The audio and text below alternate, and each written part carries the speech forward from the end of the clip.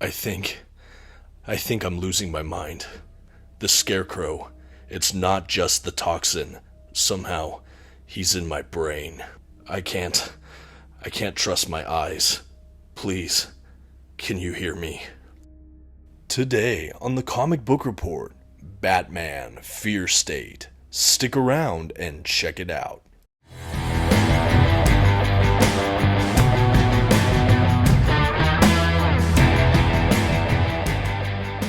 Greetings from Gotham, everyone. My name is Dominic, and today you're tuning in to the Comic Book Report, where we review comic books and graphic novels so you can get an idea of what to read. And today, I'm finally back to conclude James Tynion's era on Batman with Batman Fear State. After reading and reviewing The Cowardly Lot, I knew that this was coming, and I cannot wait to share the review with you today. Before we dive in though, if you're interested in this collection or other comic book collected editions, I encourage you to check out our channel sponsor, OrganicPriceBooks.com. And while you're there, you can use my code, TheComicBookReport, at checkout to receive $2 off of your order today. Please note, if you use my code or affiliate link, I will receive a small commission on any purchases, but it's a great way to support the channel at no additional cost to you. Thank you for considering. Now let's get to the review.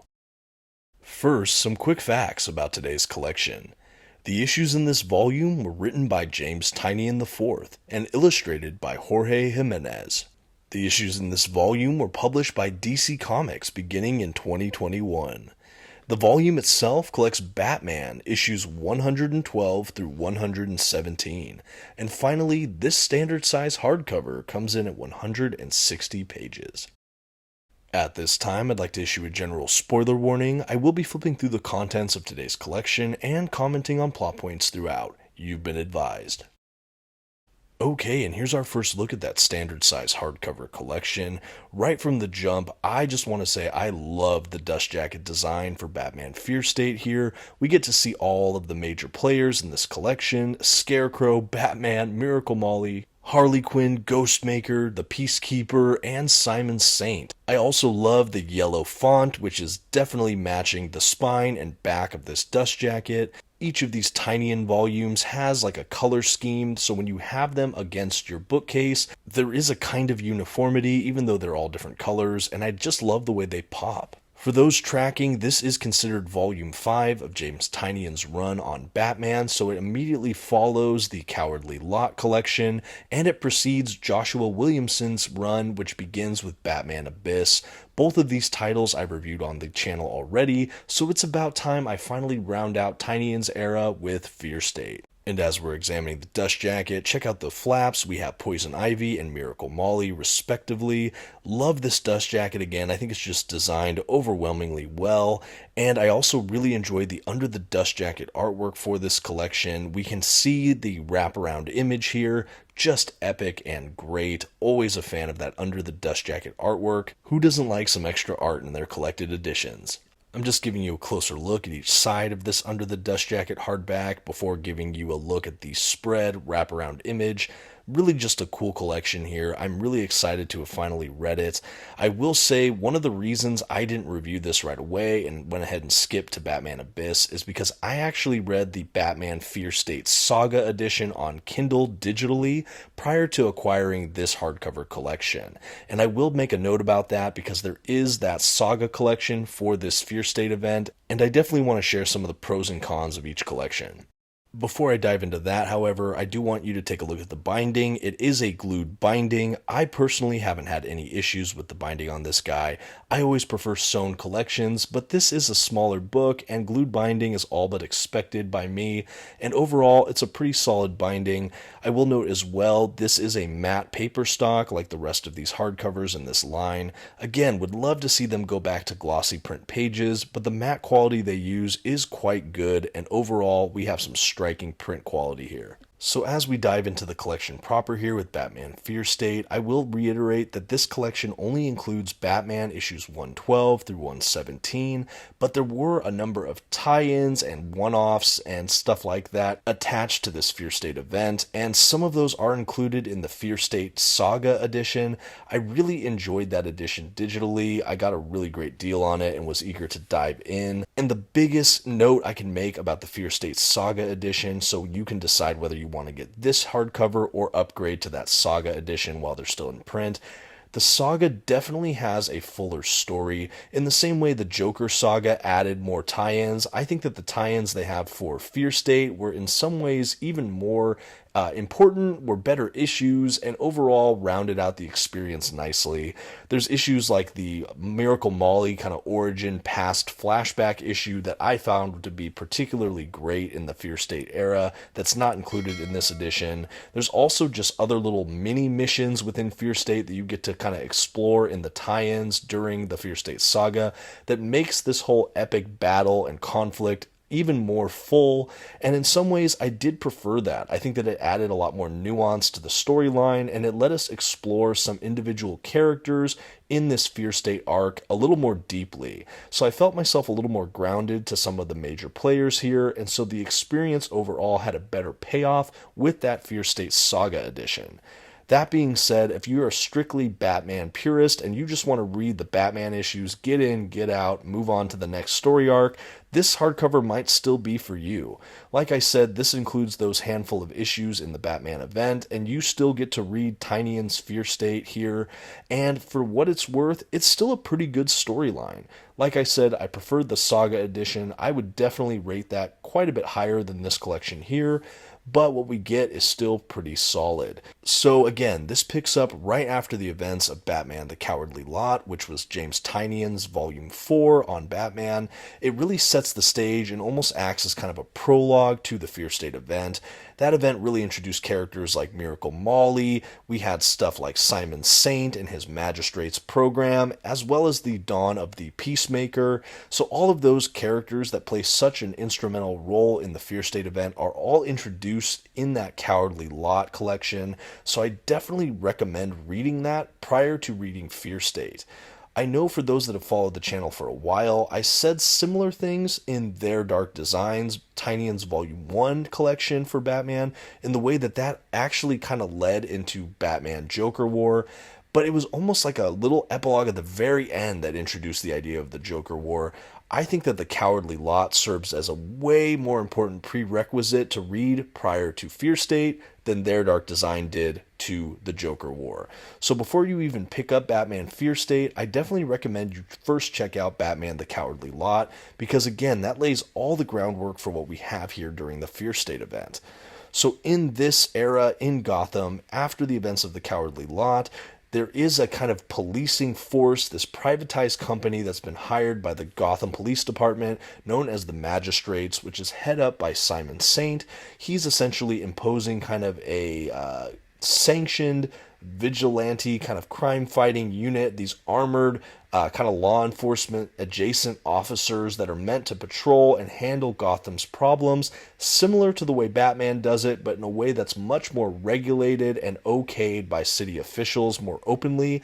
This, of course, kind of flies in the face of what Batman's doing, and of course, we know already, having read The Cowardly Lot, that the organizer of all of this, Simon Saint, is not really on the level. We definitely see the inherent corruption in his whole company and the idea of what he's doing. His first of these kind of super soldier peacekeeping officers is, of course, Peacekeeper 01. We already have him kind of losing it by the time we get to this collection. He starts to go under the sway of the Scarecrow, who kind of manipulates his mind and some of his core values to be kind of an agent of destruction throughout this story arc. It's pretty frightening, and because of that, Peacekeeper is one of the main antagonists throughout this collection. But not to be outdone, the main villain for the Fear State is of course Scarecrow, who is once again wreaking havoc in Gotham City, this time trying to set a state of fear. Yes, that's right, a fear state. He's trying to release some kind of trauma bomb and just really destroy Gotham from the inside out, on the individual level outward. He has all of these grave plans and all of these crazy manipulations, and he's using fear in ways he hasn't before. Scarecrow is definitely more menacing than I've ever seen him, right down to the character models and the visuals we get from Jorge Jimenez. His creepy hat, gas mask, and his kind of syringe fingers have never looked more sinister, and the way they kind of just make everything, it's really creepy. And we have Batman in the beginning of this collection kind of under the influence of Scarecrow in a way that's more invasive than he's ever had, getting into his brain somehow. It's more than just the toxins. He finds his way to the Bat family. Barbara Gordon and Orphan and Spoiler are kind of trying to help him out, but ultimately he enlists Ghostmaker to kind of help invade his mind, to rid him of Scarecrow's influence. We have this really interesting sort of interior part of an issue where we have Batman kind of coming back to his senses after the help of Ghostmaker, before then going out and trying to stop Scarecrow and the Peacekeepers and the Greater Magistrate program. There are some different subplots or sub-adventures throughout this volume as well. We have all the stuff with Harley and Poison Ivy, where the Unsanity Collective is kind of taking refuge, but we have Ivy sort of not in a good place, to say the least. She's edgy, she's dark, she's reclusive even from Harley Quinn, and Harley is trying to introduce the goodness back into her life. That subplot's going on. Well, a lot of the Bat family is trying to infiltrate the Magistrate kind of center command to kind of bring that down, where we also have Batman in his kind of third position with Miracle Molly trying to take down the Scarecrow. These subplots kind of intertwine, and again, there are more details and more stories into some of these subplots in the Batman Fear State Saga edition that you can pursue should you enjoy it. But ultimately, everything comes to a head in a way. We have a conflict where the Bat family is able to kind of help take down some of the magistrates. We have the Poison Ivy. We found some kind of weird clone of her that represents sort of her goodness that is absorbed into the main Ivy to become kind of a more full, better Ivy who has realized her past but has chosen to hold on to more goodness. And so we have kind of a restored Poison Ivy figure who actually helps as well, saving Gotham City toward the end of this book. And then we have Batman and Miracle Molly taking on Scarecrow, trying to stop his trauma fear bomb thing from going off. We have a final sort of ideological battle with Miracle Molly and Batman trying to decide, after defusing and stopping Scarecrow's plot, whether this bomb should still be used to kind of help erase the trauma in Gotham's citizens rather than, cause more fear from it. Kind of saying, hey, if we remove Gotham's trauma, maybe we'll have kind of a more utopian society. And Batman kind of makes the argument that it's through some of these hardships and suffering that character can kind of be cultivated, and there's hope, and there's growth, and there's purpose and potential. And to rid someone of trauma and try to blank out their past robs them of having that hope and that kind of ability to stand strong and grow. So just a really interesting conclusion. It ends on kind of a place of hope, and it rounds out Tynion's run on Batman nicely overall. Switching over from the plot lines to the artwork throughout, like I said, Jorge Jimenez is the main artist attached to the Fear State event, and his pencils for Batman have maybe never looked sharper. By this point, I am just absolutely floored by how gorgeous some of the character models are, and how he illustrates Gotham, and how those things work together, and I'm just really moved. I think that Jorge Jimenez really has a gripping style that feels really at home in the Batman universe. I really enjoyed seeing what he did. I think the colorist on this should absolutely be applauded. There is kind of surreal qualities to this arc, which I think are very fitting for a Scarecrow story, and we see that down to the artistic level. His character models are always pretty real and rigid, but there is some playfulness here that I've noticed that I just really love.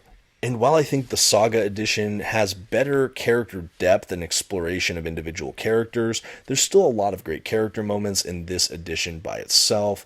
I will say, looking back on Tynion's run, one of my favorite things he does is not as much how he develops the main Batman characters we've known and loved, all the legacy characters, but the new characters he introduces and how he explores them and weaves them into the ongoing Batman mythos, I just think is really commendable. Characters like Miracle Molly and Ghostmaker, who absolutely didn't exist before Tynion showed up, have really become some really wonderful characters in my eyes. I really like how they're utilized. I know some people don't love these inclusions or feel like they're kind of pushed in or sort of feel forced. I kind of disagree with that. I think that they really are a great way to introduce some new characters. I think the characters feel very full and interesting. I think Ghostmaker and his relationship with Bruce Wayne Batman is truly unique, and while I do feel like the way he was introduced was maybe not the most graceful back during Batman Ghost Stories, I do think that he's an exceptional character, and I'm so happy to have him as part of the Batman universe. I think he was used really well in this edition, as well as Miracle Molly, who was introduced, I believe, in the previous volume, The Cowardly Lot. And earlier in this run, characters like the Clown Hunter, like these little sub-characters, secondary characters that are kind of introduced into the larger Bat family during Tynion's era, are really just notable characters for me, and they really are given ample time to shine throughout his volumes, and I just think it's really well done. I don't know that he introduced a ton of brand new villains, there were a few, but I think some of his actual assisting, supporting characters are some of my favorite highlights from this era of Batman. As you saw a moment ago, not a ton of extras, a few cover art kind of images, as well as some sketches, but here's all of Tynion's run. I'm really happy to have rounded it out, and now that we've finished Fear State, all that's left is to give this a grade. For one of the most sinister uses of Scarecrow I've ever read in the pages of Batman comics, in conjunction with continuously great art from Jorge Jimenez, the Comic Book Report is happy to give Batman Fear State a B-. I will say that the art definitely elevated this collection. While the story wasn't poor by any means, this wasn't my top from Tynion's era on Batman. And I do think that this collection overall is missing something that is not missing from the Fear State Saga edition. While some characters are given time to be explored, I do think that some of the most shining characters from this volume are probably the characters of Miracle Molly and Batman himself. Overall, I enjoyed the storyline. I do think that it was somewhere below my expectations, but still an above average read. Let me know what you think of Batman Fear State, and until next time, thank you so much for watching the Comic Book Report. If you haven't yet, please give my video a like and consider subscribing. Thank you for stopping by. Have a good one.